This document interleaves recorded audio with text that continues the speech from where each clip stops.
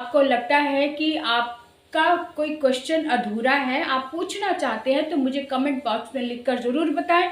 मैं हिंदी के व्याकरण के सभी टॉपिक करीब करीब बता चुकी हूँ।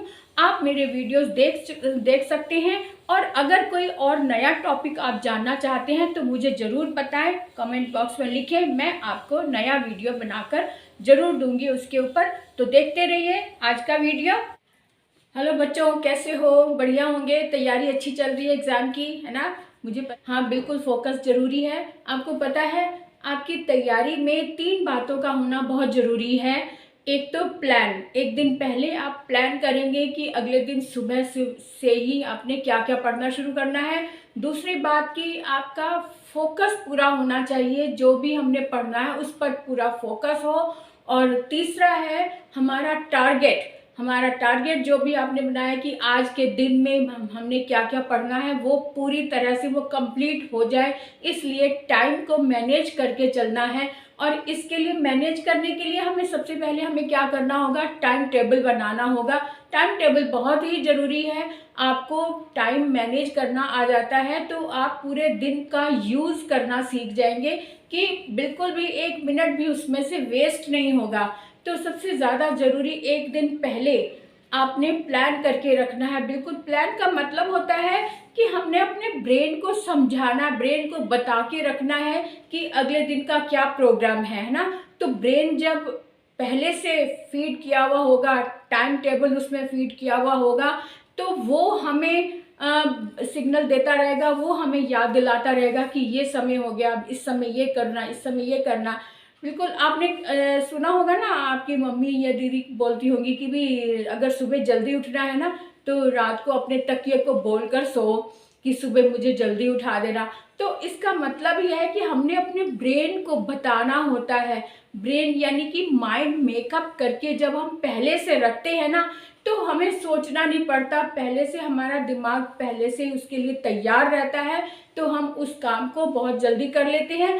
पहले से सोचा, इसलिए सुबह उठते ही सबसे पहले हम वही बुक उठाएंगे जो हमने पहले से सोचा। हमें सोचना नहीं पड़ता, टाइम नहीं वेस्ट करना पड़ता।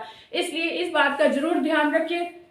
जो बच्चे अभी तक टाइम टेबल के अकॉर्डिंग नहीं चल रहे हैं, वो टाइम टेबल जरूर बना लें। आपके अपने लिए बहुत अच्छा है, टाइम वेस्ट नहीं होता।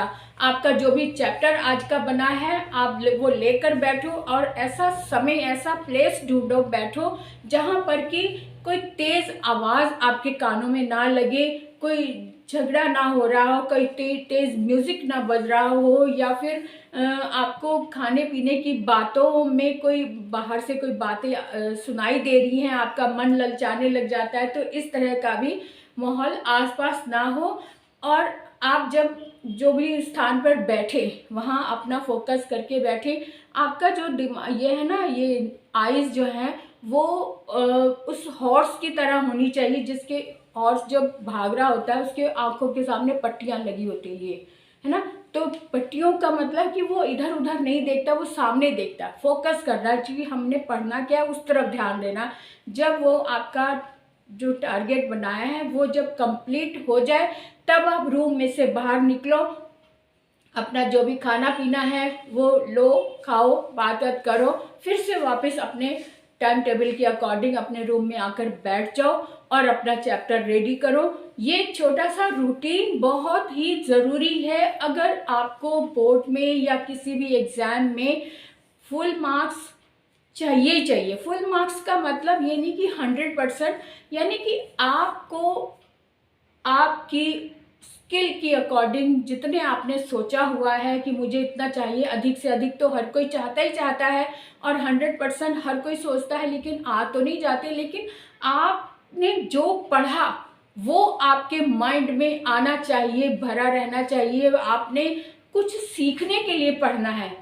जब भी आप पढ़ने बैठो ना, तो ये जरूर सोच कर बैठो कि मुझे सिर्फ पास होने के लिए नहीं पढ़ना, मुझे कुछ सीखने के लिए पढ़ना है जो लॉन्ग टाइम तक मेरे जीवन में काम आता रहे। तो इसलिए समझ कर पढ़ना बहुत ज़रूरी होता है। जो भी आप टॉपिक पढ़ो उसे समझ कर पढ़ो। समझना कैसे होगा? किसी टॉपिक को सरल भाषा में किसी से समझ लो पहले तो। अब जब समझ लिया, अब आप बुक की लैंग्वेज को पढ़ लो। जब बुक की लैंग्वेज आपको ठीक से समझ आ गई, उसमें से कोई शब्द ऐसे होते हैं जो हमें मीनिंग नहीं पता होता, तो उस मीनिंग के ना पता होने के कारण हम अटक जाते हैं, हमें समझ नहीं आता।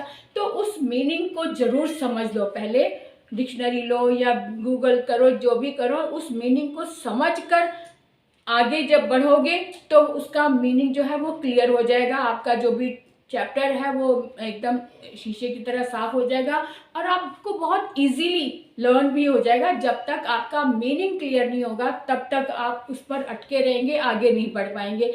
इसलिए मीनिंग को समझते हुए आप आगे बढ़ो, उस पर टाइम वेस्ट नहीं करो। जहाँ पर अटक रहे हो किसी से पूछ लो, गूगल करो, अपनी कॉपी खोलो या जिस किसी से भी आपके घर में कोई बड़ा है तो उससे पूछो। अब जब ये मीनिंग क्लियर हो जाए तब आपका चैप्टर भी क्लियर हो जाएगा, आपके क्वेश्चन आंसर्स भी क्लियर हो गए। अब आप उसको इतना फोकस आपने उसमें डाला है कि आपको हमेशा के लिए वो लर्न हो गया।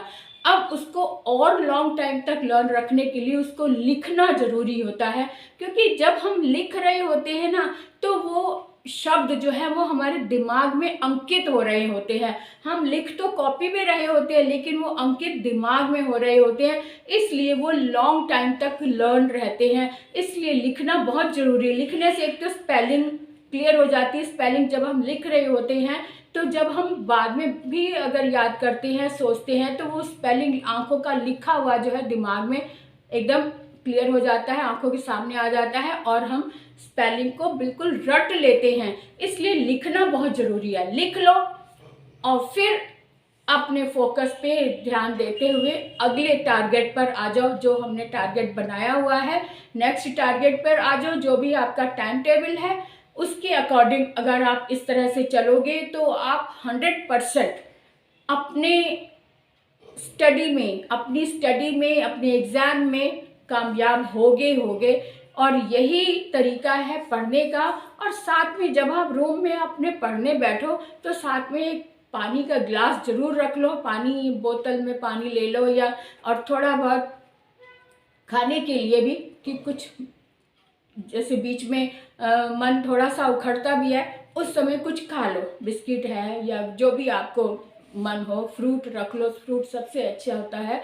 तो इस तरह से अपने आप को तैयार करना होता है। अपने आप को उस टाइम में ढालने के लिए सबसे पहले प्लान, दिमाग को प्रिपेयर करो, माइंड मेकअप करो, फिर फोकस करो, फिर अपने टारगेट के अनुसार अपना सारे दिन का टाइम टेबल करो। बस इस तरीके से आप चलेंगे तो कोई वजह नहीं कि आपका एग्ज़ाम, आपका पेपर 100% अच्छा ही होगा। ठीक है, तो चलिए इसी उम्मीद के साथ नेक्स्ट वीडियो तक की वेट करते हैं। Okay, bye bye, best of luck.